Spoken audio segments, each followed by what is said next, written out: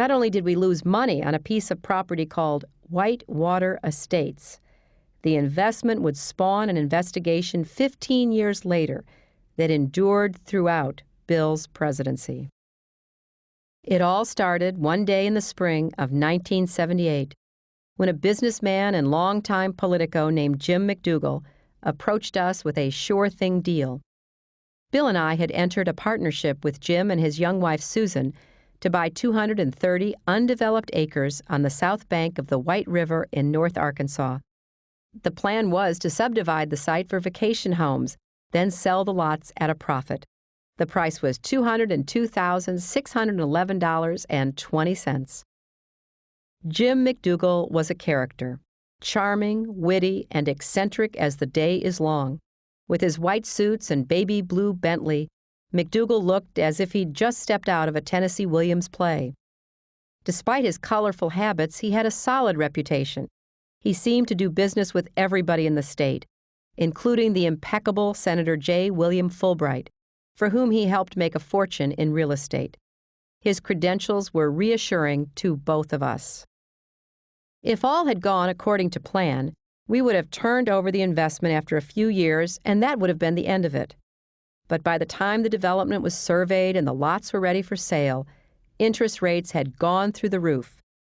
Rather than take a huge loss, we held on to Whitewater, making some improvements and building a model home while hoping for an economic turnaround.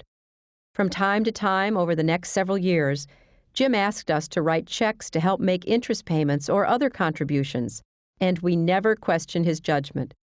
We didn't realize that he was becoming involved in a raft of dubious business schemes.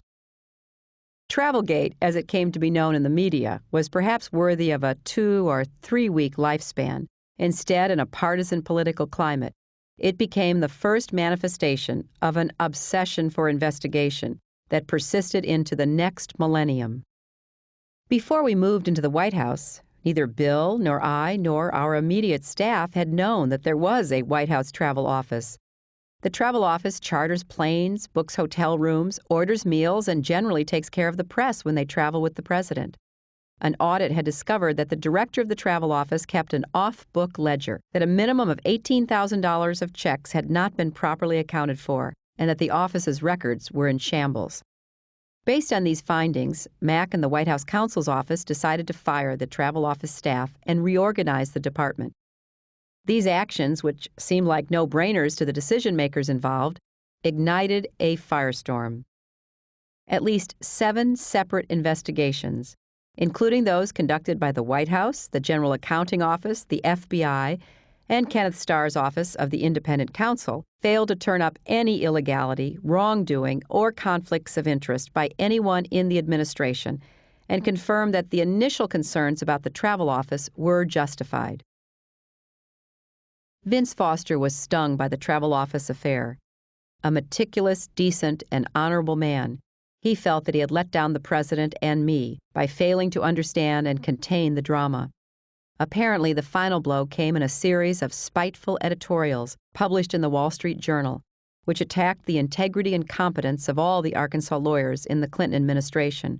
On June 17, 1993, an editorial titled, "Who is Vince Foster?" proclaimed that the most disturbing thing about the administration was its carelessness about following the law. Bill and I may have been inexperienced in our White House roles, but we were seasoned enough in the rough world of politics. We knew we had to isolate the attacks and focus on the reality of our lives. Vince Foster had no such defenses. Although we will never know what went through his mind in those last weeks of his life, I believe that as he absorbed each accusation, he was driven deeper into pain and distress.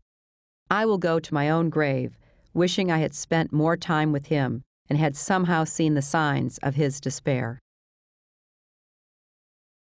Vince's funeral service was held in Little Rock's St. Andrew's Cathedral.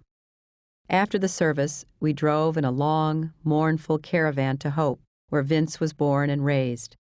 It was a blazing summer day, and heat rose in waves over the dusty fields. Vince was buried just outside of town. By then, I was beyond words, numb. All I could feel was a vague notion that Vince was finally safe now, back home where he belonged.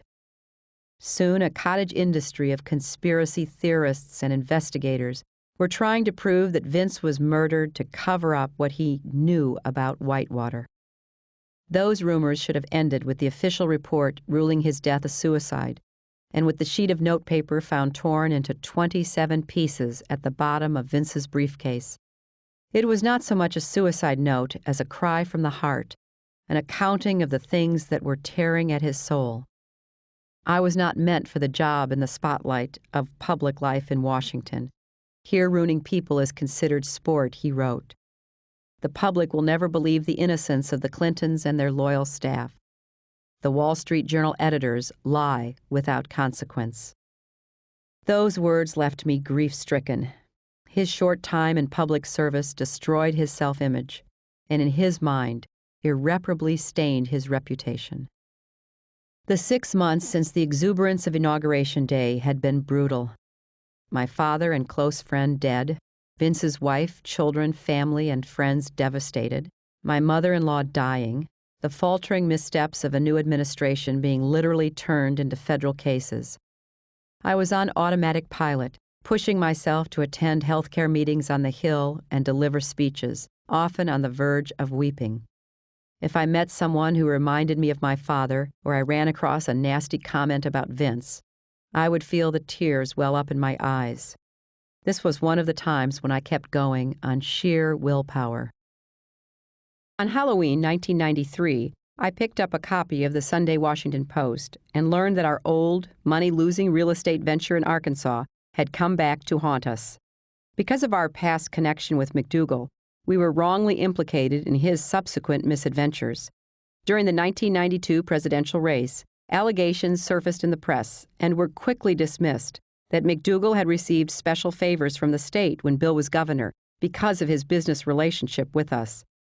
The story faded when Bill and I proved that we had lost money on the Whitewater investment and that while he was governor, the Arkansas Securities Department had actually urged the federal regulators to remove McDougal and shut down his savings and loan, Madison Guarantee.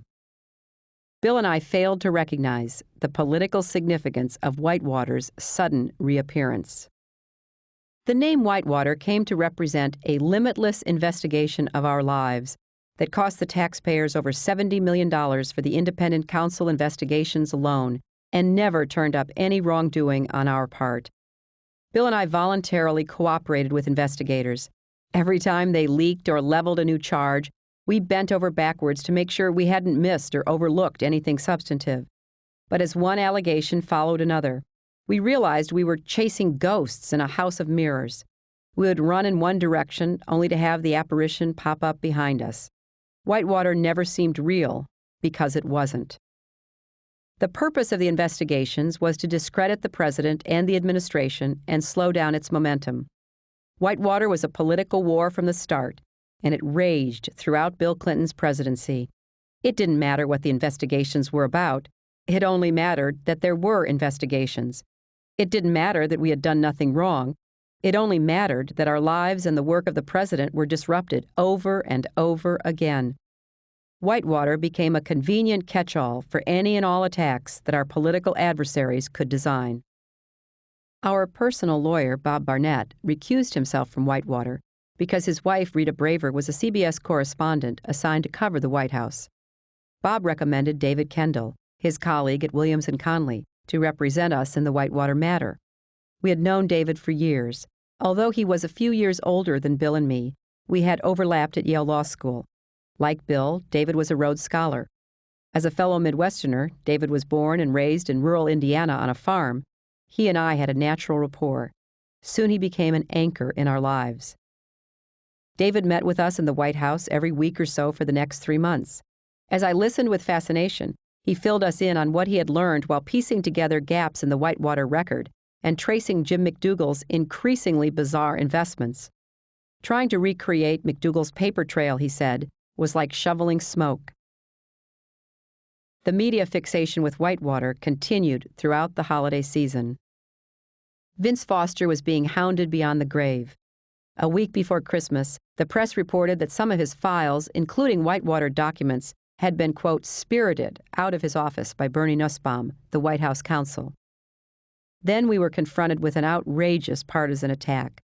On Saturday, December 18th, I was hosting a holiday reception when David Kendall reached me by telephone. "Hillary," he said, "I've got to tell you about something very, very ugly."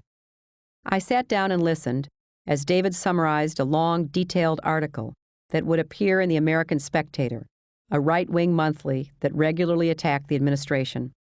The article, written by David Brock, was filled with the most vile stories I had ever heard, worse than the salacious garbage in supermarket tabloids.